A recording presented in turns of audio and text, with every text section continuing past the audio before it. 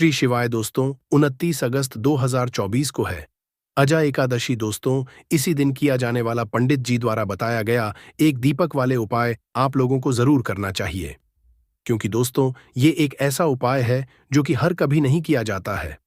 देखिए, यह दिन इतना खास होता है, इतना महत्वपूर्ण होता है, देखा गया है कभी कभी बड़े बड़े पूजा पाठ अनुष्ठान से जो मनोकामना पूर्ण नहीं होती है, वह एकादशी के दिन एक छोटे से उपाय करने से ही आपकी मनोकामना पूर्ण है। और बहुत सारे लोगों ने इस उपाय को किया भी है और उनको इस उपाय को करने का फल भी जरूर मिला है। अगर आप लोग भी इस उपाय को अजा एकादशी के दिन करना चाहते हैं तो आप इस उपाय को पहले अच्छे से समझ लेना, सुन लेना, उसके बाद करना, आपको इस उपाय का फल जरूर मिलेगा। दोस्तों, हम आपको यहां पर बता दें कि यह जो एक दीपक वाले जो उपाय है, यह उपाय पंडित जी ने अपनी अभी की सीहोर की कथा में ही बताया है। इस उपाय को करने से आपके घर में चाहे किसी भी तरह की दुख और समस्या क्यों ना चल रही हो, आपको उसका कारण भी नहीं पता है कि यह समस्या किस कारण से चल रही है। उसका कुछ भी कारण हो सकता है, जैसे पितृदोष हो सकता है या किसी भी तरह का मंगल दोष भी हो सकता है, और भी बहुत तरह के दोष होते हैं। कुछ भी हो सकता है, पर आपको इस उपाय को करने के लिए अपने दोष को पता लगाने की भी जरूरत नहीं है। आपके घर में किस कारण से इतनी दुख और परेशानी आ रही है, वह भी आपको पता जरूरत नहीं है। इस एक दीपक वाले उपाय को आप लोगों को कर लेना है, क्योंकि इसी एकमात्र उपाय को करने से आपके पूरे घर परिवार में सुख और शांति हो जाएगी। आपके घर में अच्छे अच्छे काम होने लगेंगे। आपकी जो भी मनोकामना होगी वह भी धीरे धीरे करके पूर्ण होना शुरू हो जाएगी। दोस्तों, अब इस उपाय को करना किस समय है, ये भी आप लोग जान लीजिए। देखिए, इस एक दीपक वाले उपाय को करने का जो समय है वो सीधी सी बात है, सुबह का समय है, प्रातःकाल का समय है। वैसे दोस्तों, अजा एकादशी के पूरे दिन मंदिर खुले रहते हैं। पूरे दिन आप लोग उपायों को भी कर सकते हो, इसमें कोई दिक्कत वाली बात नहीं है, क्योंकि अजा एकादशी के दिन भगवान शिव जी पूरे दिन अपने मंदिर में बैठे रहते हैं कि कौन भक्त आएगा, कौन हमको प्रसन्न करेगा और हम कब उसकी मनोकामना पूर्ण करेंगे। दोस्तों, इस दिन शिव जी इतना कुछ प्रदान करते हैं जितने की हम भी कल्पना भी नहीं कर सकते हैं। इसीलिए आप लोगों को इस मौके को तो अपने हाथ से नहीं जाने देना चाहिए। तो अब हम समझते हैं दोस्तों, यह एक दीपक वाले उपाय आखिर आप लोगों को करना कैसे है। देखिए, विशेष रूप से कोशिश करना। इस उपाय को आप अजा एकादशी सुबह सुबह कर लो, पर किसी कारणवश ना कर पाओ तो फिर थोड़े लेट भी कर सकते हो। और पहली मुख्य कोशिश आपकी यही होनी चाहिए कि घर की जो माता बहन होती है उनमें से एक यह वाला उपाय करे। मतलब कि अगर माता बहन उपस्थित ना भी हो तो उस स्थान पर फिर घर का कोई बड़ा जो पुरुष हो वह भी इस उपाय को कर सकता है। कोई दिक्कत वाली बात नहीं है, पर घर के सभी सदस्य ऐस को इस वाले उपाय को करने की जरूरत नहीं है। घर का कोई एक मुख्य सदस्य भी इस उपाय को करेगा तो इस उपाय को करने का फल उसके पूरे घर परिवार को जरूर मिल जाएगा। तो देखिए, एक दीपक वाले उपाय है तो सीधी बात है कि इसमें हमें एक दीपक की तो आवश्यकता पड़ेगी ही पड़ेगी। तो देखिए, अगर आप यह एक हल्दी वाला दीपक एकादशी वाले दिन अपने घर में जला देते हैं तो देखिए, अजा एकादशी का जो दिन है इसकी महिमा कुछ ऐसी है कि जो व्यक्ति एकादशी के दिन में शिव जी को प्रसन्न करने के लिए पूजा करता है, उपाय करता है, शिव जी बहुत जल्दी अपने उस भक्त से प्रसन्न हो जाते हैं। और अगर आपने हल्दी वाले दीपक का उपाय कर लिया तो ऐसा आप मान चलिए कि शिव जी इतने ज्यादा आपसे प्रसन्न हो जाएंगे कि आपके जीवन की जो निर्धनता और गरीबी है उसे वह जल्दी से जल्दी आप आपके जीवन से दूर कर देंगे, क्योंकि हल्दी जो है ये शिव जी से जुड़ी है। हल्दी आपके जीवन में बहुत सारी जो आर्थिक समस्याएं होती हैं, जो आपके घर में पैसा नहीं आता है, पैसा रुकता नहीं है, पैसा बहुत ज्यादा खर्च अगर आपका होता है, धन की बर्बादी अगर आपके घर में हो रही, तब भी आपको विशेषकर यह हल्दी वाले एक दीपक का उपाय एकादशी वाले दिन जरूर करना चाहिए। देखिए, इसी के साथ आपको बता दें, इस बार अजा एकादशी पर बहुत ही दुर्लभ संयोग का निर्माण हो रहा है। तो देखिए, आपको बता दें कि शिव जी को अगर आप जल्दी से जल्दी प्रसन्न करना चाहते हैं, अपने घर की गरीबी को जल्दी से जल्दी दूर करना चाहते हैं, तब आपको यह पहला उपाय करना है एकादशी के दिन। तो उपाय को करने में आपको कौन कौन सी चीज लेनी है और किस समय उपाय करना है। तो देखिए, उपाय को करने के लिए आपको यहां पर लेना है एक छुटकी काला तिल, बहुत ही जरा सा एक छुटकी काला तिल लेना है, और एक ही छुटकी आपको लेनी है पीसी हुई हल्दी। अब आपको क्या करना है, आपने नहाने वाले जल में एक चुटकी हल्दी डालनी है और एक चुटकी काला तिल डालना है और आपको इस जल से स्नान करना है। तो देखिए, जब भी आप अपने जल में हल्दी डालकर, विशेषकर अगर एकादशी के दिन आप अपने जल में हल्दी डालकर स्नान करते हैं, तो इस होता क्या है, आपके जीवन में आपका जो भाग्य आपका साथ नहीं दे रहा होता है, आपके पास जो पैसे आने के रास्ते बंद होते जा रहे हैं, जो आपके जीवन में निर्धनता बढ़ रही है, गरीबी बढ़ रही है, जो आप अपने जीवन में बार बार असफल हो रहे हैं, ना इन सारी चीजों से आप देखेंगे कि आप बाहर निकल कर आ जाएंगे।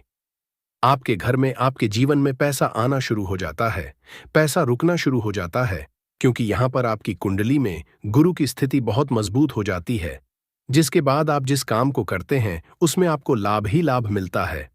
तो ये पहला उपाय है, एकादशी के दिन इस उपाय को आप जरूर करें। अब बात करेंगे दूसरे उपाय की। देखिए, जो दूसरा उपाय आपको बताने जा रहे हैं, इस उपाय को अगर आप एकादशी के दिन करते हैं तो आपकी सारी अधूरी मनोकामना को शिवजी पूरा कर देते हैं। तो ये उपाय भी आप विशेष कर करें। अगर कोई भी ऐसी विश है, कोई भी ऐसी है आपकी जो अभी तक अधूरी है, पूरी नहीं हो रही है, तो आपको शिवजी को प्रसन्न करना है।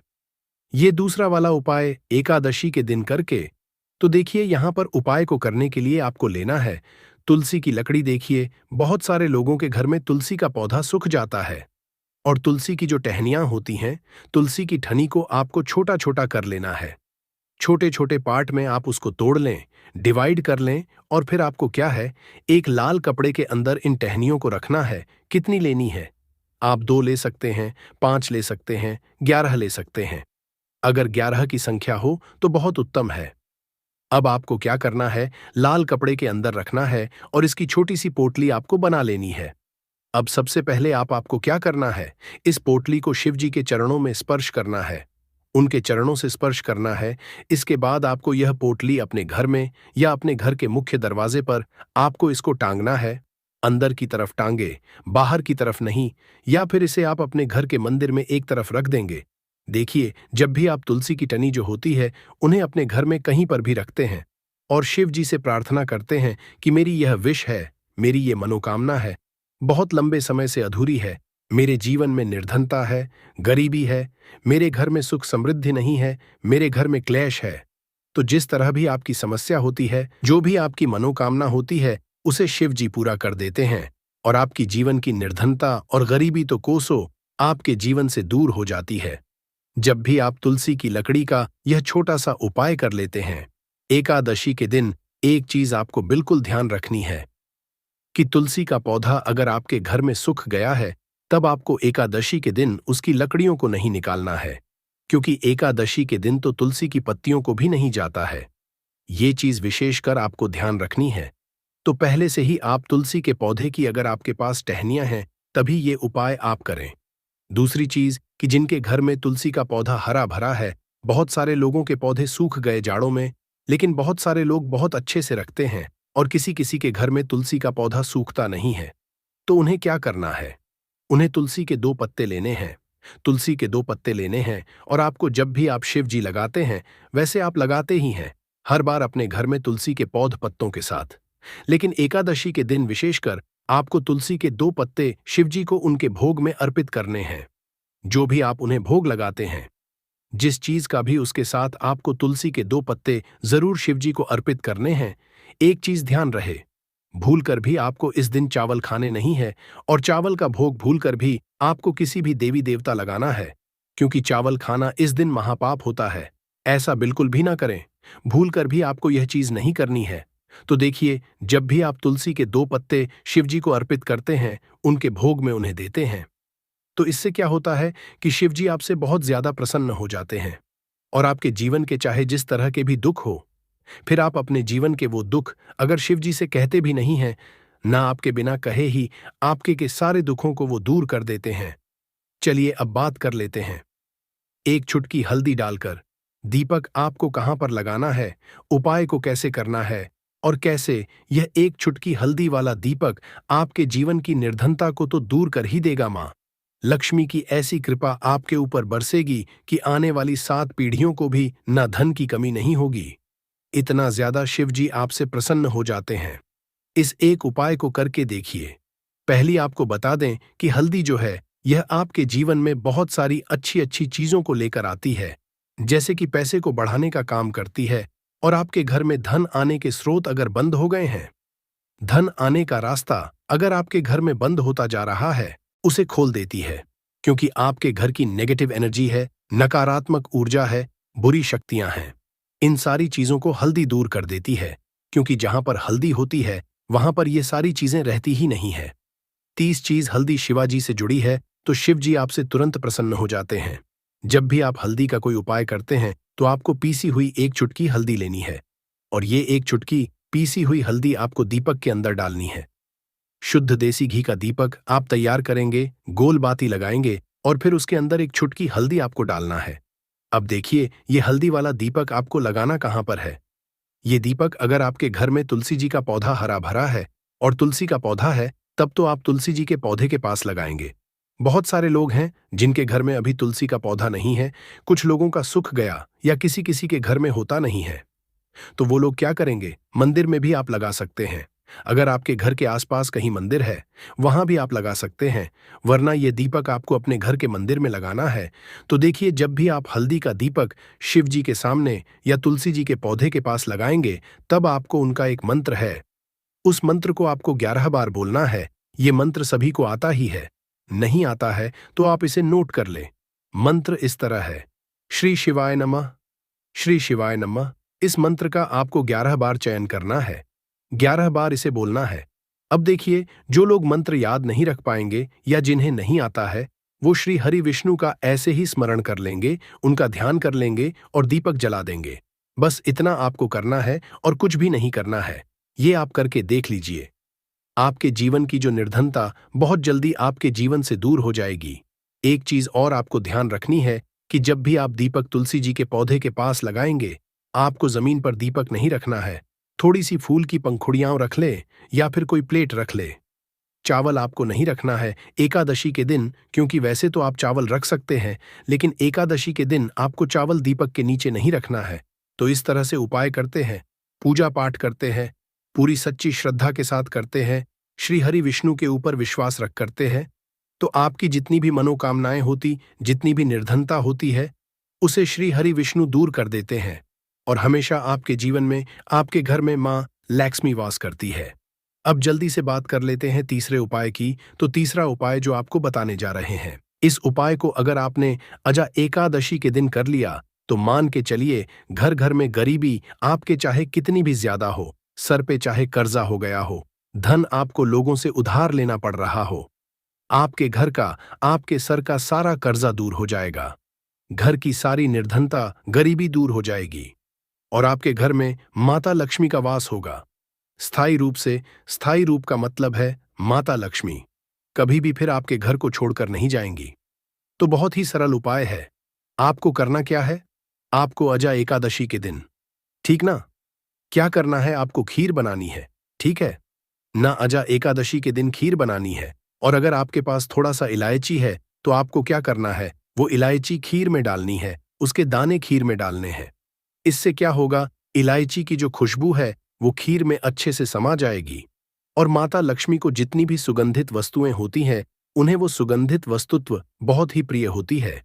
माता लक्ष्मी स्वयं चलकर के उस आती है जो व्यक्ति सुगंधित कोई भी वस्तु का उपाय माता लक्ष्मी की पूजा में कर लेता है। तो जब यह खीर आप बनाएंगे, शाम के समय में अपने घर में पूजा करेंगे और माता लक्ष्मी को आपको यह इलायची वाली खीर अर्पित करनी है। यह उपाय इतना अचूक है, जो व्यक्ति इस उपाय को कर लेता है, उसके घर की निर्धनता चाहे कितनी भी बड़ी क्यों ना हो, उसके घर में चाहे कितनी भी गरीबी क्यों ना हो, उस बड़ी से बड़ी निर्धनता को और गरीबी को भी दूर होने समय नहीं लगता है, क्योंकि इतना ज्यादा अचूक उपाय है। यह इलायची वाली खीर का माता लक्ष्मी समझो तुरंत की तुरंत प्रसन्न हो जाती है। जो व्यक्ति अजा एकादशी के दिन इलायची वाली खीर माता लक्ष्मी को अर्पित कर देता है, तो अगर आपकी भी कोई ऐसी विषय मनोकामना है, धन से जुड़ी समस्याएं हैं, तो आप अजा एकादशी के दिन अपने घर के मंदिर में माता लक्ष्मी को खीर का भोग जरूर लगाएं। तो आज की वीडियो बस इतना ही, बहुत अच्छे से उपाय आपको समझाने का, बताने का प्रयास किया है। अगर उसके बाद भी आपको कुछ पूछना हो तो आप कमेंट सेक्शन में पूछ सकते हैं। कमेंट सेक्शन में आपको लिखना है, पूरी सच्ची श्रद्धा के साथ, जय माता लक्ष्मी। तो देखिए, जब आप जय माता लक्ष्मी लिखेंगे ना, तो आपकी जो दिल की आवाज है, जो आपकी प्रार्थना है, वो मां लक्ष्मी तक जरूर पहुंचेगी। लिख कर देख लें, क्या पता माता लक्ष्मी आपकी एक पुकार को इस तरह से सुन ले कि आपके घर में वो आ जाए और कभी भी आपके घर में फिर निर्धनता ना रहे। तो चलिए अब जल्दी से बात कर लेते हैं अपने लास्ट उपाय की। कौन सा है वह लास्ट उपाय जो आपको पूर्णिमा के दिन जरूर ही करना चाहिए? देखिए, इस दिन पूर्णिमा के दिन स्नान और दान का बहुत ही ज्यादा महत्व होता है। तो आप अपनी आवश्यकता अनुसार इस दिन दान जरूर करें, क्योंकि माघ की जो पूर्णिमा होती है, इस दिन आप कुछ भी दान करते हैं उसका कई गुना लाभ आपको हासिल होता है। इस दिन किया गया जो दान होता है, ये सारे दानों में सबसे बड़ा दान और सबसे उत्तम दान माना जाता है। अब दान में आप अपनी आवश्यकता अनुसार कुछ भी दान कर सकते हैं। अनाज का दान कर सकते हैं, दानों का दान कर सकते हैं, और भी बहुत सारी चीजें होती हैं जो आप इस दिन अपनी आवश्यकता अनुसार दान कर सकते हैं। साथ ही साथ आपको ध्यान रहे कि आपको पूर्णिमा के दिन वैसे तो कभी भी ऐसा नहीं करना चाहिए। पूर्णिमा के दिन भी आपको कभी किसी व्यक्ति ऊपर चिल्लाना नहीं चाहिए, गुस्सा नहीं करना चाहिए, और इस दिन आपको बिल्कुल शांत रहना चाहिए जितना हो सके। महादेव का नाम स्मरण करें, हर हर महादेव बोलते रहे। आपके जीवन में कभी संकट और कष्ट महादेव आने ही नहीं देंगे। शांति के लिए, घर में धन समृद्धि को बढ़ाने के लिए वाला उपाय करना चाहती हैं, तो घर की जो बड़ी माताएं बहनें होंगी, वह इस हल्दी वाला उपाय को विशेष रूप से करें, क्योंकि माताएं बहनें घर की लक्ष्मी होती हैं। और जब घर की लक्ष्मी कोई विशेष उपाय करती है, तो उसका फल ही बहुत जल्दी मिल जाता है और बहुत बड़ा होकर मिलता है। अन्यथा इस उपाय को कोई भी व्यक्ति कर सकता है, चाहे वह बड़ा हो, चाहे वह छोटा हो, चाहे वह बच्चा हो। जिस व्यक्ति को यह हल्दी वाला समझ आ गया, वह व्यक्ति इस हल्दी वाले उपाय को 29 अगस्त 2024 गुरुवार अजा एकादशी के दिन जरूर करे, क्योंकि उसको इस उपाय को फल बहुत ही जल्दी मिल जाएगा। क्योंकि गुरुवार अजा एकादशी के दिन भगवान विष्णु जी बहुत आसानी से प्रसन्न हो जाते हैं। तो आइए अब हम समझते हैं कि इस हल्दी वाला उपाय को आपको करना कैसे है, और इस उपाय को करने का जो समय है वह क्या है। तो देखिए, इस 29 अगस्त 2000 गुरुवार अजा एकादशी के दिन किए जाने वाले यह हल्दी वाला उपाय जो उपाय है, यह मुख्य रूप से सुबह के समय होगा। किस समय होगा? सुबह के समय होगा। आपको कोशिश यही करनी है कि सुबह के समय हम इस हल्दी वाला उपाय को कर लें। पर किसी कारणवश अगर आप सुबह इस उपाय को ना कर पाओ, आपको कहीं काम से जाना हो या किसी और काम की वजह से आप उपाय को ना कर पाओ, तो आपके पास फिर दूसरा मौका रहेगा, जो कि शाम के का रहेगा, प्रदोष काल का रहेगा। अब भाई, प्रदोष काल का समय भी एक बहुत ही लोगों के मन में प्रश्न बन जाता है कि भाई ये समय होता कब है, कितने बजे से लेकर कितने बजे ये समय होता है, ताकि हमें उपाय के लिए जो है करने का समय पता लग जाए। तो हम आपको बता दें, प्रदोष काल का जो एक समय होता है, शाम का समय, वो होता है शाम के 6 बजे से लेकर शाम के 7 बजे के बीच का। इस समय के बीच में आप उपाय को करेंगे तो आपको उस उपाय जरूर फल मिलेगा। तो शाम के 6 बजे से लेकर शाम के 7-8 बजे के बीच में आप लोग इस हल्दी वाला उपाय को कर सकते हो। तो भैया, बहुत सारे लोग यहाँ पर ये प्रश्न भी जरूर करेंगे कि भाई हम तो नौकरी पर जाते हैं, हम अपनी ड्यूटी पर जाते हैं और आने में हमें देर हो जाती है, तो उस जगह पर हमें क्या करना चाहिए? तो देखिए, उन लोगों को भी टेंशन लेने की जरूरत नहीं है। अगर आप लोग इस उपाय को शाम के समय प्रदोष काल में कर रहे हैं और अगर आप आने में देरी हो जाती है, आपको आने में 7 बजे तक आप नहीं पहुंच पाते हो, तो भाई आप 7वां या रात 8 बजे तक भी अगर उपाय को करोगे तो भी चल जाएगा। और अगर इससे भी थोड़ा देर हो जाती तो भी आप उपाय को कर सकते हो, क्योंकि 29 अगस्त 2024 गुरुवार अजा एकादशी का दिन है। यह दिन बहुत ही कम आता है पूरे साल भर में, इसलिए जब आपको मौका मिल जाए, जब आप इस उपाय को जरूर कर लेना। कोई भी उपाय हो, आप कभी भी कर सकते हो, यानी एकादशी के दिन। बस कोशिश करना कि समय के थोड़ा मतलब अंतर्गत ही कर लो। पर किसी कारणवश अगर ना कर पाओ तो फिर आप थोड़ा देरी से भी कर सकते हो, आपको उपाय का फल जरूर मिलेगा। तो चलिए जानते हैं इस एकादशी में किए जाने वाले उस खास उपाय के बारे में। लेकिन उससे पहले एक प्रार्थना, अगर आप चैनल पर नए हैं तो कृपया चैनल को सब्सक्राइब अवश्य कर लें। देखिए, पूरे साल में पड़ने वाली इस भाद्रपद महीने का एकादशी का बहुत से साधकों को इंतजार रहता है। भाद्रपद महीने पूरा महीना भगवान विष्णु को समर्पित होता है। माता लक्ष्मी को समर्पित होता है, माता तुलसी को समर्पित होता है। और इस एकादशी में किए जाने वाला यह उपाय हमें हरिहर महादेव की कृपा भी हासिल करा देता है। देखिए, इस वीडियो में हम लोग पूज्य गुरुजी द्वारा बताए गए कुछ बहुत ही खास उपाय जानेंगे। लेकिन इन उपायों से पहले आप एक बात जान लीजिए कि आपको इस एकादशी में या फिर किसी भी एकादशी में किसी भी पेड़ की भी पौधे की कोई पत्ती नहीं तोड़नी है। पूज्य गुरुजी अपनी शिव महापुराण की कथा में यह बात कई बार कह चुके हैं कि आपको कोई भी पत्ती या कोई भी डंडी तोड़नी नहीं होती है। खास तौर से एकादशी के दिन बिल्कुल भी आपको नहीं तोड़ना है।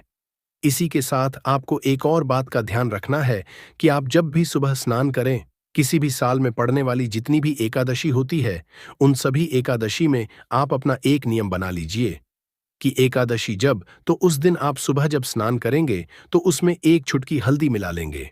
गुरुजी कहते हैं, अगर यह नियम आप पूरे साल की एकादशी में ले लेते हैं तो आप स्वयं देखेंगे कि एक साल पहले आपका जीवन कैसा था और एक साल बाद आपका जीवन कैसा होगा। क्योंकि हल्दी डालकर जब भी हम लोग स्नान करते हैं तो गुरुजी कहते हैं कि इससे हमारे जीवन का दुर्भाग्य समाप्त होता है, माता लक्ष्मी की कृपा हासिल होती है, हमारे जीवन में होता है और हमारी सारी दरिद्रता समाप्त हो जाती है। इसलिए आपको यह नियम जरूर लेना चाहिए। अब बात करते हैं पूज्य गुरुजी द्वारा बताए गए सबसे बड़े उपाय के बारे में जो आपको इस एकादशी के दिन में करना है। देखिए, इस बार की एकादशी बहुत ही महत्वपूर्ण है। आप सभी जानते हैं, भाद्रपद महीने का भगवान नारायण को समर्पित होता है और यह एकादशी भी पड़ रही है। 29 अगस्त 2024 गुरुवार अजा एकादशी। देखिए, इस उपाय के लिए आपको एक दीपक ले लेना है। दीपक आप मिट्टी का भी इस्तेमाल कर सकते हैं या फिर आप चाहे तो अपने घर पर आटा मारकर उसका भी दीपक बना सकते हैं। इस दीपक में आपको घी का इस्तेमाल करना है। शुद्ध देसी गाय का अगर घी मिल जाता है तो यह आपके लिए बहुत ही विशेष होगा। अगर नहीं मिल पाता है तो फिर आप शुद्ध घी का इस्तेमाल कर सकते हैं। अब देखिए, इस दीपक में आपको गोलड़ी की बत्ती का प्रयोग करना है। गोल रुई की बत्ती का हम लोग इसलिए करेंगे क्योंकि हम लोग यह दीपक भगवान नारायण के निमित्त लगाएंगे या भगवान विष्णु के निमित्त लगाएंगे। यह दीपक ही हमारे जीवन के सारे संकटों को समाप्त करेगा। हम अपने जीवन में किसी भी तरह से अगर दुखी हैं, चाहे धन हासिल नहीं हो पा रहा है, चाहे हमारे व्यापार में आए दिन कोई ना कोई समस्या आ रही है या फिर हमारे जीवन में कोई समस्या आ रही है, तो यह हल्दी वाला दीपक हमें इन सारी समस्या से बाहर निकालकर धन धान्य की हासिल कराएगा। देखिए, शाम के समय में ही आपको यह उपाय करना है। शाम को जब सूर्यास्त हो जाएंगे तब आप यह दीपक और एक छुटकी पिसी हुई शुद्ध हल्दी लेकर पहुंच जाएंगे अपने तुलसी जी के पौधे के सामने। जहां पर भी आप अपने घर पर माता तुलसी का पौधा रखे हुए हैं, वहां पर आप पहुंच जाएंगे और तुलसी जी के पौधे के नीचे आपको यह दीपक प्रज्वलित करना है। बस आप ध्यान रखें कि इस दीपक को प्रज्वलित करने से तुलसी जी की पत्तियां झुलसे ना, उनको किसी भी तरह से इस आग का ताप ना लगे, इसलिए थोड़ा सा दूर रखिएगा। इस दीपक को आप वहीं पर प्रज्वलित कर दीजिए और प्रज्वलित करने के बाद यह जो एक चुटकी हल्दी आप लेकर आए हैं, इसे इस दीपक में डाल दीजिए। फिर वहीं पर बैठकर आप कम से कम 11 बार या अधिक से अधिक 108 बार ओम नमो भगवते वासुदेवाय इस मंत्र का स्मरण कर लीजिए। भगवान को प्रसन्न करने के लिए, माता लक्ष्मी की कृपा हासिल करने के लिए यह मंत्र अचूक है, इसलिए आपको इस मंत्र का कम से कम 108 बार जाप जरूर करना चाहिए। फिर वहीं पर बैठकर आप भगवान नारायण से प्रार्थना कर लीजिए, माता लक्ष्मी से प्रार्थना कर लीजिए कि आपके जीवन में जो संकट चल रहे हैं, जो धन से संबंधित समस्याएं चल रही हैं, उनको दूर करने की कृपा करें। देखिए, अगर आप पूज्य गुरुजी की शिव महापुराण की कथा है तो आपको पता होगा कि इस भाद्रपद महीने का मेन दीपदान का कितना ज्यादा महत्व है और इसीलिए आपको इस अजा एकादशी में यह एक दीपक तुलसी जी के निमित्त जरूर दान करना है, भगवान नारायण के निमित्त जरूर दान करना है। इस एक दीपक से क्या होगा, यह आप आने वाले कुछ ही हफ्तों के अंदर जान जाएंगे, इसलिए आपको यह एक दीपक जरूर प्रज्वलित करना है। अब इसके बाद बात करते हैं गुरुजी द्वारा बताए गए दूसरे उपाय के बारे में। क्योंकि गुरुवार के दिन अजा एकादशी पड़ रही है, इसलिए आपको इस उपाय के लिए 7 चने की दाल ले लेनी है। सेवन चने की दाल ले लीजिए और फिर 1 या 2 टुकड़े गुड़ के ले लीजिए। फिर इसी के साथ आपको ले लेना है 1 लोटा जल, लोटा आप तांबे का ले लीजिएगा। अब यह तीनों सामग्री लेकर आपको पहुंच जाना है शिवालय।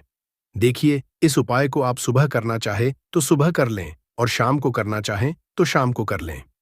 शिवालय के बाद आप सबसे पहले एक काम करेंगे, जो 1 या 2 टुकड़े गुड़ के लेकर आए, उसे इस एक लोटे जल में डाल लीजिए। वहीं शिवलिंग के सामने बैठकर ही आप इसे एक लोटे जल में डाल लीजिए और कम से कम 11 बार श्री शिवाय नमस्तु भयम या फिर ओम नमः शिवाय, इन दोनों में से किसी भी एक मंत्र का जाप कर लीजिए। इसके बाद आप जो 7 चने की दाल लेकर आए हैं, उन चने की दाल को इसी एक लोटे जल से थोड़ा सा गीला कर लीजिए। थोड़ा सा जल इन चनों की दाल के ऊपर डाल लीजिए और इसे हल्का सा गीला कर लीजिए। अब इन दालों को, इन 7 चने की दालों को आप एक साथ शिवलिंग के ऊपर समर्पित कर दीजिए और बृहस्पति शवर महादेव का स्मरण कर लीजिए। कौन से महादेव का? बृहस्पति सावर महादेव का समर्पित करने के बाद आपके जीवन में जिस भी तरह की समस्या चल रही है, उसको दूर करने के लिए बृहस्पति शवर महादेव से प्रार्थना कर लीजिए। या फिर आप कोई विशेष मनोकामना है जो बहुत दिनों से परिपूर्ण नहीं हो पा रही है, तो उसको परिपूर्ण करने के लिए बृहस्पति शवर महादेव से प्रार्थना कर लीजिए और फिर यह एक लोटा जल जिसमें आपने गुड़ मिलाया है, उसको शिवलिंग के ऊपर धीरे धीरे समर्पित करते जाइए और लगातार ओम नमः शिवाय मंत्र का स्मरण करते जाइए। पूज्य गुरुजी ने कहा कि गुड़ का टुकड़ा जब भी हम लोग शिवलिंग में समर्पित करते हैं तो हमारे जीवन में ऊर्ज तेज की वृद्धि होती है, और जब भी हम चने की दाल शिवलिंग में समर्पित कर हैं तो ऐसा शिव महापुराण की कथा में कहा गया है। पूज्य गुरुजी ने अभी अपनी पिछली शिव महापुराण की कथा में बताया था कि जब भी हम चने की दाल शिवलिंग के ऊपर समर्पित करते हैं तो ये हमें उतना ही फल प्रदान करती है जितना हम लोग सोना दान करते हैं। यानी अगर हम अपने जीवन में स्वर्ण का दान नहीं कर पाते हैं, सोने का दान नहीं कर पाते हैं, तो अगर हम लोग केवल 7 चने की दाल शिवलिंग के ऊपर समर्पित कर देते हैं तो हमें स्वर्ण दान के बराबर ही पुण्य की हासिल होती है। इसलिए आप इस गुरुवार के दिन पड़ने वाली भाद्रपद महीने का अजा एकादशी में यह उपाय जरूर करिएगा। अब इसके बाद बात करते हैं गुरु जी द्वारा बताए गए सबसे आखिरी उपाय के बारे में। इस उपाय के लिए आपको एक छुट्टी हल्दी फिर से ले लेनी है। देखिए, भाद्रपद मास में जो भी उपाय हल्दी से बताए जाए, या जो भी उपाय तुलसी जी के पत्ती से बताए जाए, या जो भी उपाय इलायची से बताए जाए, तो यह उपाय आप जरूर किया करिए, क्योंकि ये सारे उपाय धन को आकर्षित करने के लिए होते हैं, माता लक्ष्मी की कृपा हासिल करने के लिए होते हैं, आपके जीवन से दुर्भाग्य को समाप्त करने के लिए होते हैं।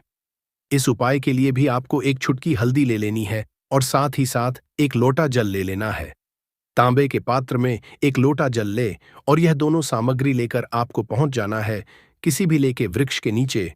पूज्य गुरुजी अपनी कथा में यह बात बता चुके हैं कि अजा एकादशी के दिन भगवान नारायण आंवले के वृक्ष की जड़ में शयन करते हैं, निवास करते हैं, वहीं पर विराजमान रहते हैं। इसीलिए आपको यह सारी सामग्री लेकर आंवले के वृक्ष के नीचे पहुंच जाना है।